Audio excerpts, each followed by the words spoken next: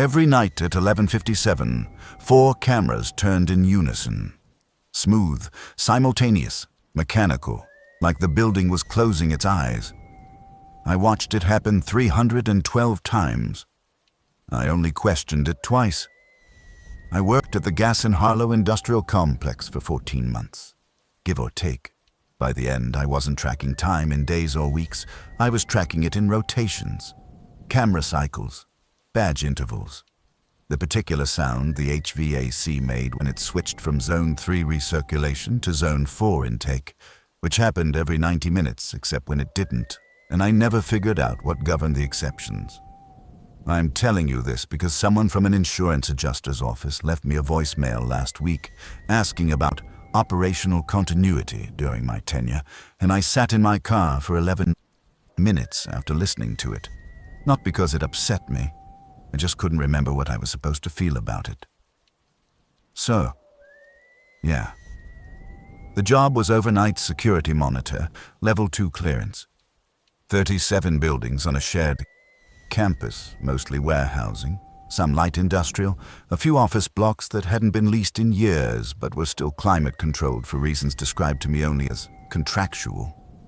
I got the position through a staffing agency whose name changed on the paperwork twice during onboarding. Nobody corrected it. $23 an hour, 10 p.m. to 6 a.m. 4 on, 3 off. I'd done overnight work before. A distribution center outside Reno, a municipal parking structure in Tacoma. So I knew the feeling. That flat, buzzing stillness where the building is technically operational, but nothing is really happening and you exist somewhere between awake and not, watching screens that show hallways where nobody walks. I liked it. I want to be clear about that. The monitoring room was in Building 12. Ground floor, no windows, 2 desks, 1 permanently empty. 12 monitors in a 3x4 grid, pulling feeds from 146 cameras on rotating cycle.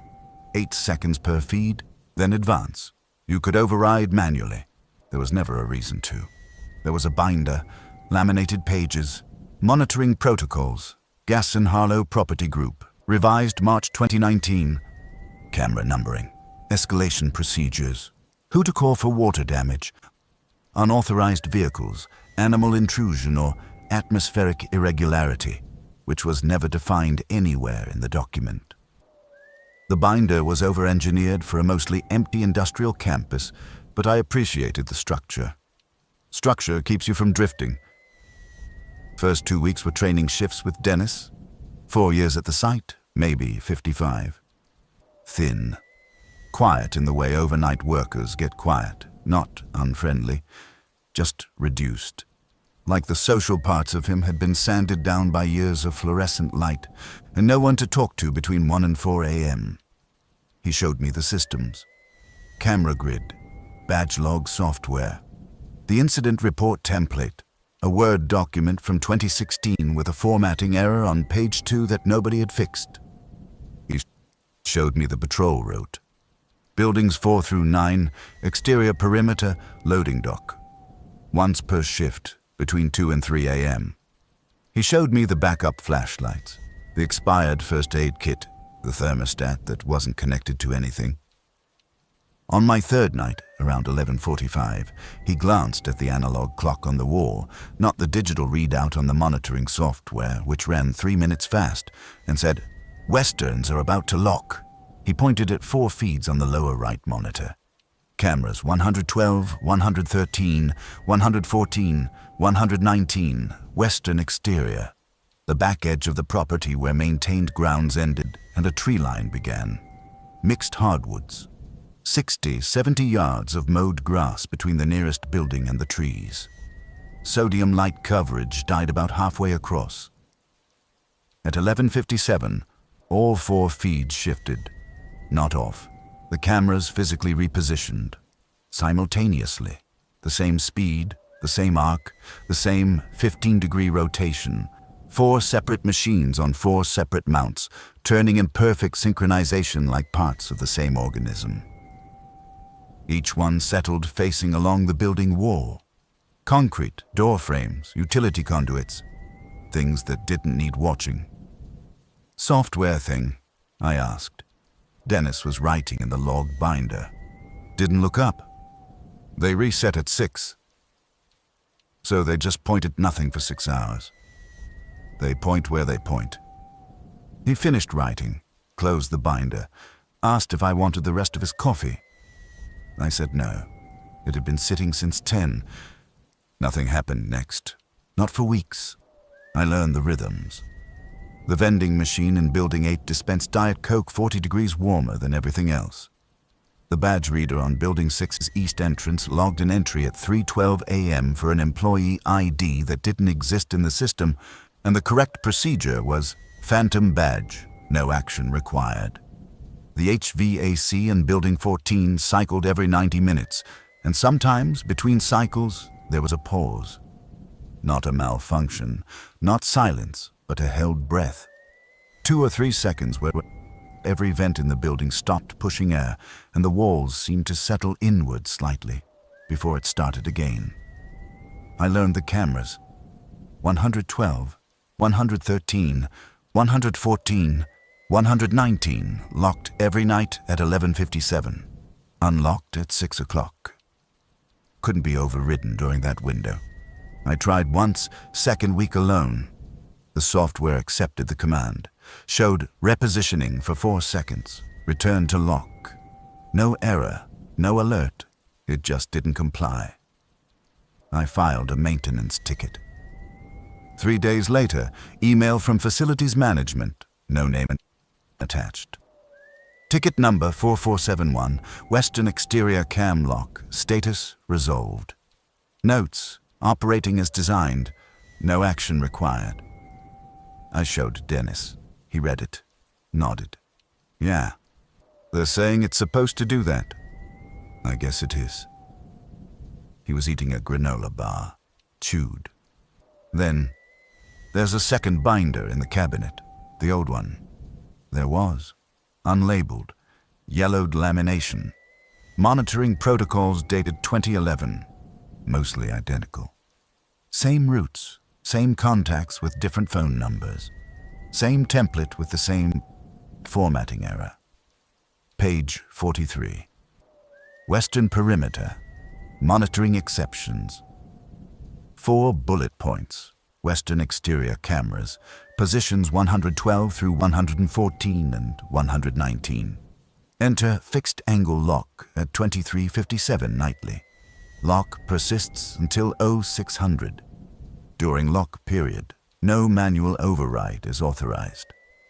Western perimeter patrol is suspended between 0 and 600. That last one was new. The current patrol route went buildings 4 through 9, central and eastern. The western buildings 14, 15, 16, the old maintenance annex weren't included. I'd never noticed. You don't notice what isn't there if the rest of the structure feels complete enough. Below the bullet points, smaller type. Protocol maintained per agreement. See Appendix F. There was no Appendix F. This bothered me for about a week. I thought about it driving home in that gray period between clocking out and falling asleep. What kind of agreement requires you to blind your own security system 6 hours every night? But curiosity has a half-life on overnight shifts. You notice something, think about it, notice again, think less, notice again and log it, notice again and don't log it because the ticket came back resolved. Notice again and it's just the shift. It's 11:57 and the 4 cameras turn in their synchronized arc. That's smooth, simultaneous rotation, mechanical and almost graceful, and you note the time and move on because the next cycle is advancing and there's a badge log to check and the coffee needs reheating. It became routine. I know how that sounds. 2 months in, Carla, Friday and Saturday overnights, maybe 40, stocky, former corrections mentioned once, brought her own thermos, never touched the facility coffee. One Friday I mentioned the Western cameras, conversation filler. Yeah, she said, they lock. You ever wonder why? She was putting on her jacket, paused, not dramatically, just calculating whether the answer was worth the energy. Wondered the first month, then I stopped. Stopped wondering. Stopped looking at those feeds after 11:30. No point watching something you already know is going to happen. She left. At 11:57, the Western's locked. I wrote 23:57, W exterior cams locked, standard. Month 3 or 4, I started noticing the grounds crew. Weekday mornings, arriving around 7. Subcontracted green trucks, a logo I can never quite remember. They mowed in clean parallel lines from the building edge outward and at an invisible boundary 35 yards out. Every pass turned. Same distance. The grass beyond was longer, not wild, just bi-weekly instead of weekly. I mentioned it to Dennis. Grounds contract probably only covers up to a certain point. It wasn't the property line. The site map showed Gass and Harlow owned everything to the tree line. The mowing stopped 40 yards short of their own boundary. I didn't file a ticket. Somewhere around month 5, the timeline softens here. I was doing a patrol and kept walking past Building 9 instead of circling back. Clear night, late October maybe. I walked along Building 12, past the monitoring room, and found myself at the western field's edge.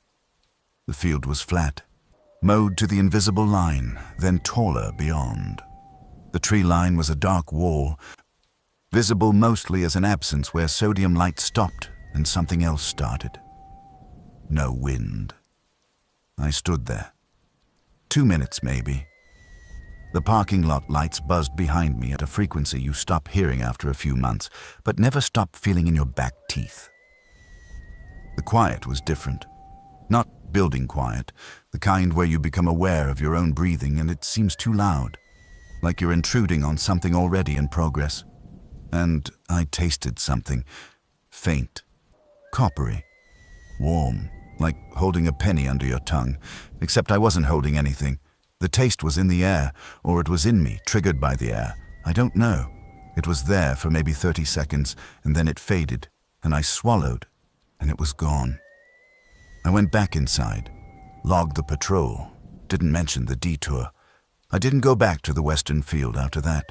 At 11:57, the Western's locked, 4 cameras turning in unison, that identical arc, and for the first time I noticed the rotation was slow, smooth, almost careful, like the system was being polite about it. I checked the old log binders. Filing cabinet stuck from bad humidity, pried open with a maintenance screwdriver. Binders going back to 2007, every year, every October. 23:57 WE. Exterior cams locked, standard. A guard named Terrence, 2013 to 2014. Thorough. Detailed entries on weather, temperature, building conditions, tracked badge anomalies with precision I found almost touching.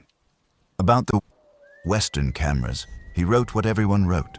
After 3 months, he stopped mentioning them. They fell below the threshold of notability. One entry, March 2014. Not in the main log. Back of an incident report about a raccoon in Building 6. Pencil, barely legible. Walked Westfield, 2:40. Shouldn't have. Grass was warm, not air warm. Ground warm. Copper taste. Called no one. Resumed patrol. Copper taste. His entries continued 7 months. Then, shift complete. Badge returned. No issues. Someone else's handwriting started the next page. Termination form checked voluntary separation. In the notes field, handwriting that wasn't his, rotation complete. I kept working there. I didn't investigate further. Went home after shifts, slept, came back. Sat in the chair that leaned 2 degrees left, watched feeds cycle, logged the 11:57 lock, drank coffee that was always slightly too old. Did patrols through 4 through 9. Not because I was scared. Fear is sharp. What I felt was not sharp. It was compliance, a settling. Sediment in standing water, not an event, a process. I started checking the analog clock around 11:30. Not anxiously. Something adjacent to anxiety, a procedural readiness. Something about to happen that required my attention in the form of not paying attention. At 11:57, the cameras would turn, 4 screens shifting simultaneously, and my shoulders would drop. Less than a second. Not relief, a synchronization. One night in month 7, I glanced at the clock at 11:56 and watched the second hand. It reached the 12, and paused. Not stopped, paused. Held position for 2, maybe 3 seconds, the thin red arm hovering at the top of its arc, trembling slightly. Then it moved again, and the minute hand clicked to 11:57, and the cameras turned. I stared at the clock for a long time after that. It ticked normally, steady, mechanical, as if nothing had happened, as if the pause had been mine, not its. I logged nothing. Month 8, Carla overlap. She was filling her thermos at the sink, facility water now, I noticed, though she still brought her own grounds. I asked if she ever felt like the shift had a physical shape. Everything's got a rhythm if you do it long enough. But do you feel it in your body? She looked at me, not with concern, recognition. You're at about 8 months. About. Yeah. She capped her thermos and set it on the desk, aligned it with the monitor's edge. Parallel. Her hands didn't look down. They just knew. I watched her for the next 20 minutes before handoff. At 11:57, the westerns locked, and Carla's breathing changed. A slight deepening, a slight slowing. In the same second, the 4 cameras made their synchronized arc. She didn't register it. Her body performed the adjustment the way a building settles in cooling air, or she'd stopped registering it years ago. Month 9, changes I can't timestamp. I stopped closing the monitoring room door. Protocol page 7, but at some point it stayed open. The hallway air mixed with the room air. The HVAC sound became distributed, environmental. I preferred it, connected to the building's circulation. My patrol timing drifted. Protocol said 2 to 3 a.m. I went at 1:45, then 1:30. Then I stopped checking time before patrols and went when the silence reached a quality that suggested movement. One night, I left for patrol at what felt like 1:30 and returned at what should have been 45 minutes later, and the clock said 3:50. 2 hours and 20 minutes. I had no memory of the extra time. My boots were clean. My patrol log was already filled in, my handwriting, my notations. B4 through B9 exterior, loading dock, nothing actionable. I'd written it. I just didn't remember writing it. My incident reports compressed. Month 2, full sentences, measurements, root causes, speculation. Month 9, B7, water, logged. Same information, less performance. Gerald, the Wednesday maintenance tech, started leaving his cart in the same position every visit, aligned with the wall seam, parallel to floor tiles. Not a decision, a placement. His body putting things where they fit. Month 10, monitoring room, 12:40 a.m. Westerns locked for 43 minutes. Feed cycling normally. Building 4 corridor. Building 6 loading dock. 8 seconds each. Then a feed I'd never seen. 1 cycle, 8 seconds. Labeled W-EXTAUX7. No corresponding number in any system I knew. Dark, greenish, night vision or a different sensor type. Ground level, low angle, like a camera, mounted at knee height. The western field. The taller grass past the mowing line, moving slightly. Tree line behind. In those 8 seconds, I saw the grass flatten. A line moving from the tree line toward the buildings. 3 feet wide. The blades pressed down in sequence, not simultaneously, but in a wave, each stalk bending a half second after the one behind it. Where the grass compressed, dews shook loose in a faint mist that caught the green of the night vision. The flattened stalks didn't spring back. They stayed down. Nothing was visible. The grass moved. Nothing moved through it. The line advanced 10 yards. Feed cycled to Building 4 corridor. I didn't override to go back. I could have. It was auxiliary, not locked. I chose not to. I logged 0040, auxiliary feed, W-EXTAUX7, brief visual, nothing actionable. I noticed, as I wrote, that my breath was visible, a thin fog in front of my face. The monitoring room was climate-controlled, 68 degrees, same as always. I could see the thermostat, disconnected, but the actual temperature was regulated by the building system. 68 degrees. And my breath was fogging, softly, with each exhale, as if the air directly around me had dropped 30 degrees while everything else held. It stopped after about a minute. The fog faded. The room was 68 degrees. My skin wasn't cold. Nothing was cold. I didn't log it. What category would I use? 3 nights later, same time window, same feed. The compression line was closer, 20 yards from the nearest wall, same width, same invisible weight. Each blade folded at the same angle.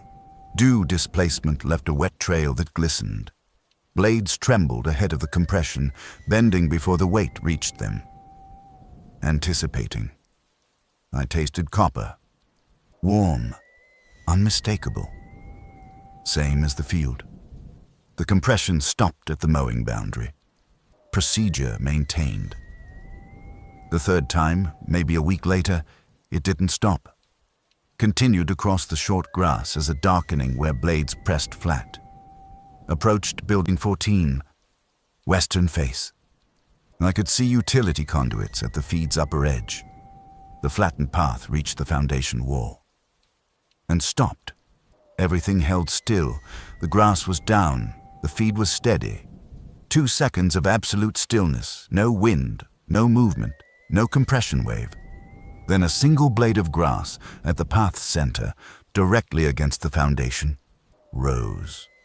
Not sprang back, rose. Slowly, vertically. Lifting until it stood perfectly straight, straighter than the grass grows naturally, perpendicular to the soil, held there as if pinched between 2 fingers. I couldn't see. It held for 1 second. Then it lowered. Gently, carefully. Laid back down in the flattened path with a precision that made me understand, in a way I felt in my jaw and my wrists and the base of my skull, that something was there. Something was right there, at the wall of Building 14, in the dark, close enough to touch individual blades of grass, and it was examining them. The feed cycled. I sat in the chair. My hands were on the desk.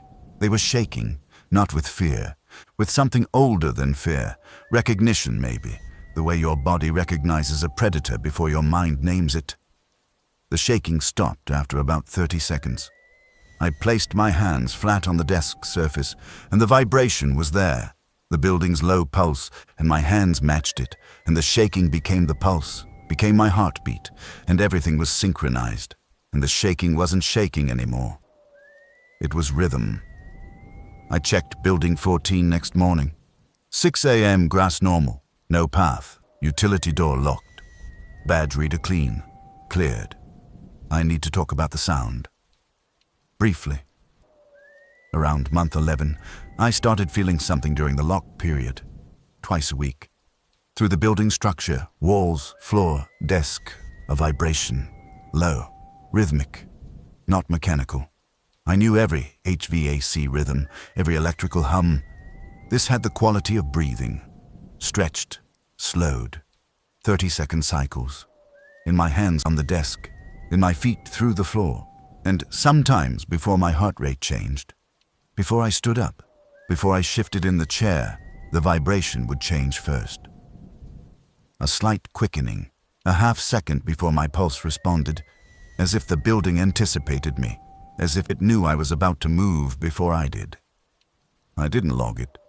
It existed below the threshold of logging, part of the environment. Gerald was in the building one of those nights. HVAC work. I saw him in the hallway and almost asked. What came out? Zone 3 running okay? Standard. We stood there. 1:30 a.m. The vibration was present. Gerald's weight shifted left to right in its rhythm. He wasn't aware. Neither of us said anything else. Month 12. I stopped going home between shifts. The gap between leaving and arriving narrowed until it was easier to sleep in Building 8's break room, ancient couch, floral upholstery, than to drive 40 minutes each way. I told my sister it was practical. Gas money. She said it sounded unhealthy. I said it was fine. After hanging up, I sat in the break room and the building did the thing it did, the low pulse, and I felt congruent. A shape that fit a corresponding space. Carla was staying on site too. Found her thermos on a non-shift day. Understood without asking. Leaving required becoming a person who existed outside the system. The conversion cost was getting higher each time. Leaving residue. Dennis appeared one last time. A Wednesday morning, month 12 or 13. Building 8 hallway. His assignment had ended months ago. Rotation complete, but there he was. Same jacket, no badge. Dennis? Not startled, not guilty. Present. Forgot something, he said. What? He didn't answer. Looked down the hallway toward the western end, then back at me. An expression I couldn't read. Something between recognition and patience, like I'd asked a question he remembered asking once, and had since stopped needing answered. Doesn't matter, he said. Still here, though. He walked toward the western exit. I didn't follow. Month 13. I was patrolling the western buildings, 14, 15, 16. Not on the route. I don't remember changing the route. I remember the route being different. Building 16, furthest west. Single-story storage, mostly empty. The air inside was seasoned, circulating so long it had developed characteristics, a faint sweetness. At the back, a metal door, same gray as the walls. No signage, no badge reader. Push bar. I pressed it. Cool air. The field. The night. 40 yards from the tree line. Closer than I'd estimated. The grass was long, unmowed, moving in wind I couldn't feel. The ground beneath my boots was warm. Not air warm. Ground warm. Terence's words. And the copper taste, sudden and thick, coating my tongue and the back of my throat like I'd bitten the inside of my cheek. Except I hadn't. The taste of the field. The taste of proximity. I'd said I didn't go back to the western field. That was true when I said it. But here I was. And I couldn't identify when the decision to come here had been made, or if there had been a decision at all. My body had walked the route my body walked, and the route included this door now, and the door was open, and I was conducting a visual check. That's what my body categorized it as. The fact that this was the perimeter the system avoided monitoring didn't register as contradiction. It registered as a gap I was filling. 11 minutes. Looking at trees in the dark, feeling the vibration through my boots, watching grass move in absent wind. I closed the door. Logged. 2:15, visual check, W perimeter, clear. Last shift, month 14, coffee, chair, monitors, badge logs clean. Gerald's cart aligned with the wall seam. The HVAC cycled. Paused between breaths, that 2-second held stillness where the building gathered itself. I waited through it the way you wait through a yawn. It resumed. At 11:57, the 4 cameras made their arc. Synchronized, identical. The screens shifted together, and I watched the rotation, 4 images turning as one, and my shoulders settled, and the analog clock's second hand paused at the 12 and held, trembling, and then released. And 11:57 was official, and the western field disappeared from the system. At 12:20, the auxiliary feed. W-EXTAUX7, ground level. The grass was flat, not a line this time, an area. 15 feet across, roughly oval, an impression in the tall grass. Something large had been resting there. The edges were still settling, blades rising in slow sequence, sinking back, rising less, a diminishing oscillation. Dew pooled in compression channels where stems had been pressed together. At the center, the grass was pressed so flat it looked painted onto soil, each blade bent in a uniform spiral pattern, combed outward from a single point of weight. Something had been lying in the field. In the dark, in the area the cameras couldn't see.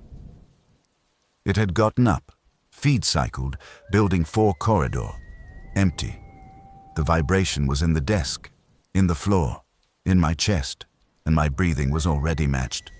Had been for weeks, months. I couldn't find the seam between my respiration and the building's pulse.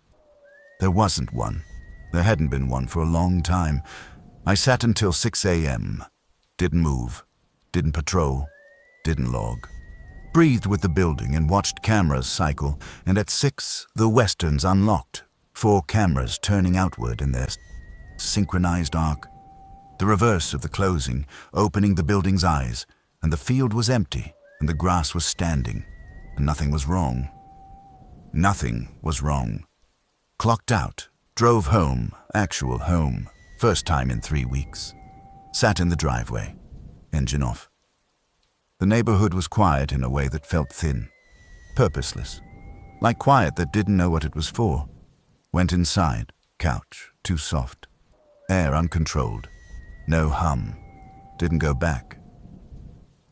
I want to say I made a decision, that I recognized something and chose to leave, that would have edges. What happened is I stopped going, the way you stop doing anything your body decides is finished. A cessation. The system let me go, or I fell out of rhythm, or the gap got filled by something else. My badge stopped working 2 weeks later. The staffing agency left 1 voicemail. I didn't return it. 9 months ago. I sleep between 6 a.m. and 2 p.m. My body kept the shift hours. I eat at 10 p.m. I check the time at 11:57 every night, wherever I am. Not deliberately. My eyes find a clock. Shoulders settle. Twice a week, sometimes more, the vibration. In bed, in my apartment. 40 miles from the complex. A low pulse in the floor, the mattress, the wall, matching my breathing. The copper taste, faint now like a memory of a memory. Last week I noticed something. I'd been sitting on my living room floor, back against the wall, reading. When I stood up, I looked down at the carpet where I'd been. The fibers were pressed flat, not in my shape, wider. An oval extending 2 feet beyond where my body had been, the fibers combed outward in a uniform spiral from a central point. The same pattern. I looked at it for a long time. Then I went to the kitchen, made coffee, sat back down in the living room, not on the flattened spot. Next to it. Drank my coffee, and at 11:57, my shoulders settled, and the vibration was there, and I didn't check the carpet again. The fibers hadn't sprung back. I knew that without looking. Some things, once flattened, stay. The insurance adjuster asked about operational continuity. The most honest phrase anyone has ever used about that place. The system continues. The cameras lock at 11:57, 4 turning in unison, smooth and careful. The building closing its eyes. The grass flattens and recovers. Workers rotate in and adapt and flatten and continue and rotate out, and the building breathes, and the field is watched by nothing, and whatever rests between the mowing line and the tree line rests and rises. And no one logs it, because logging would require a category, and there is no category, and the absence of a category is itself the procedure. I should stop talking. It's getting late. I can taste copper. Procedure maintained. Rotation continuing.